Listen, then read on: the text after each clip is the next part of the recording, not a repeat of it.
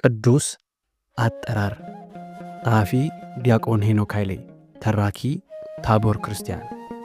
ቅዱስ አጠራር ቅዱስ ጳውሎስ ያዳነን በቅዱስ አጠራሩ የጠራን እግዚአብሔር ነውና ይህም እንደ ራሱ ሐሳብና ጸጋ መጠን ነው እንጂ እንደ ሥራችን መጠን አይደለም ሲል ተናገረ። መጠራትን ሁላችንም ተጠርተን እናውቃለን። በጩኸትም በፉጨትም በእጅ ምልክትም በጥሪ በወረቀትም በስልክም ተጠርተን እናውቃለን። ቅዱስ አጠራር ግን እንደምን ያለ ነው! እግዚአብሔር ቅዱስ ነውና እርሱ ሰውን የሚጠራበት ጥሪም የተቀደሰ ነው። ይህ ጥሪ እንደምን ያለ ነው! ቅዱስ ጳውሎስ የእግዚአብሔርን ጥሪ ለምን ቅዱስ አጠራር አለው? እርሱ ራሱ ከተጠራበት አጠራር እንጀምር።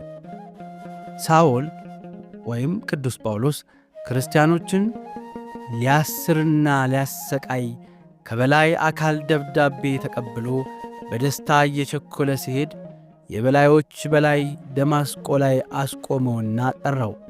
ለብዙዎች ሞት ፈቃድ ተቀብሎ ተሹሞ ሲመጣ ጌታ ከመንገድ አስቁሞ ለብዙዎች መዳን እንዲሰብክ ፈቃድ ሰጠው። የጦር ዕቃ ጭኖ እየዛተ ሲመለስ ጦርና ጋሻውን አስጥሎ ራሱን ጥሬ ዕቃ አደረገው። በቅዱስ አጠራር የጠራው እግዚአብሔር ነውና። ስለ ጴጥሮስ አጠራር ምን እንናገር?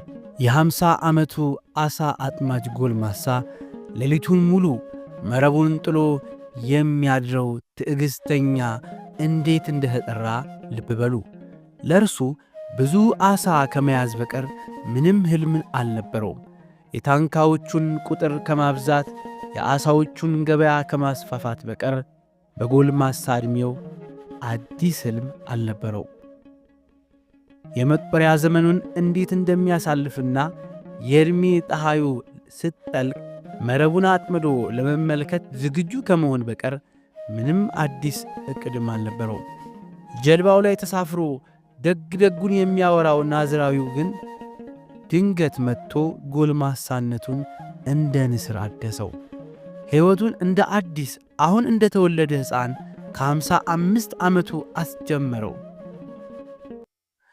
በዚያ ዕድሜው የ3 ዓመት መንፈሳዊ ኮሌጅ ገብቶ በእሳትና በነፋስ ታጅቦ ተመርቆ በ72 ቋንቋ እንደ አዲስ አፉን ፈትቶ እንዲያወራና ዓሣ ማስገሩን እርግፍ አድርጎትቶ በወንጌል መረብ ሰውን አጥማጅ እንዲሆን አደረገው። በድንቅ አጠራሩ የጠራው እግዚአብሔር ነውና። ስለ ሐዋርያው ናትናኤል እንናገር ይሆን? ጓደኛው ፊልጶስ የናዝሬቱን ኢየሱስ አገኘ ነው ብሎ ሲጠራው ብዙም ደስ አላለውም ነበር። የናዝሬቱ መሲህ የሚል ቃል ሲሰማ ከይሁዳ ቤተልሔም መሲህ እንደሚመጣ ከሚያውቀው ትንቢት ጋር አልገጥም ብሎት ደግሞ ከናዝሬት መሲህ ይነሳል እንዴ እያለ በምሁራዊ ትዝብት ተውጦ እስቲሌው በሚል ንቀት ሳይዋጥለት ነበር የመጣው። እስቲሌው ብሎ ያገኘው ናዝራዊ ግን ራሱን ልቡ ድረስ ተመለከተው።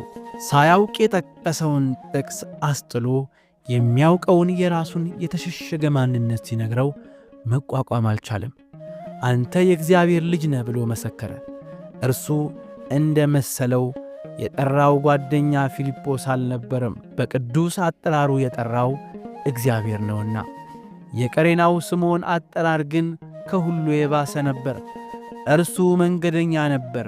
መንገድ አላፊ እንደሚጣደፍ እየጣደፈ ነው። ሰንበት ሳይገባበት ለመጓዝ ከኢየሩሳሌም እየተቻኰለ ሲወጣ አንድ ብዙ ሕዝብ አጅቦት ግማሹ በማዘን የሚጮኽለትና ግማሹ በጥላቻ የሚጮኽበት የሕማም ሰው ሲንገላታ ተመለከተ። መንገዱን ገታ አድርጎ ትንሽ ሊመለከት እንጂ ሊቆይ ሐሳብ አልነበረውም። ነገር ግን ወታደሮች ግድ አሉት። ሳያስበው የጌታ የሕማሙ ተካፋይ የመስቀሉ ተካፋይ ሆነ። ዓለም የዳነበትና የጌታ ደምና ወዝ የፈሰሰበት ቅዱስ መስቀል ተሸክሞ አንድ ምዕራፍ ተጓዘ። ያገዝነው ሲመስለን የሚያግዘን፣ ያገለገልነው ሲመስለን የሚያከብረንን ክርስቶስን ተጠግቶ መቼም የማይገኝ ክብርን ተጎናጸፈ።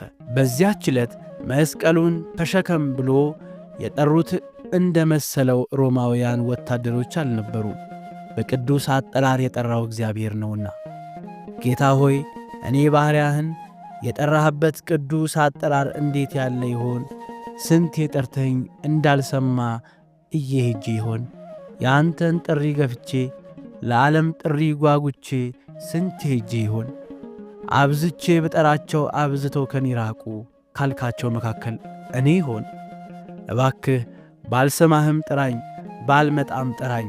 ቅዱስ ጴጥሮስ በባሕር ላይ እንደ ለመነህ ወደ አንተ እመጣ ዘንድ እዘዘኝ። እንደ አልዓዛር ውጣ ብለህ በቅዱስ አጠራር ጥራኝ። እንደ ማቴዎስ ከቀራጭነት ገበታዬ ላይ፣ እንደ ዘኬዎስ ከዛፍ ላይ፣ እንደ ኢትዮጵያዊው ጃንደረባ በሰረገላዬ ላይ ብቻ ባገኘኸኝ ቦታ ጥራኝ። ሙት በሚቀሰቅሰው ማዕበል በሚገሥጸው ድምፅ ባልሰማህም ጥራኝ። ጆሮዬ አልሰማ ካለ እንደ ማልኮስ ጆሮ ሰጥተህ አንተን ብቻ በሚሰሙ ጆሮች ፈውሰኝና ጥራኝ። ዐይኔ አላይ ካለ በአፈርና በምራቅህ ለውሰህ እያየሁ እንድመጣ አድርገህም ቢሆን ጥራኝ።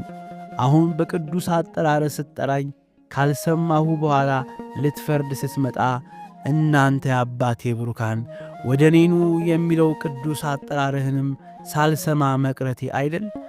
አሁን ጥሪህን ካልሰማሁ በኋላ ቃለ ሕይወትህን አልሰማምና እንደ ሥራዬ ሳይሆን እንደ አንተ አሳብና ጸጋ መጠን ጥራኝ።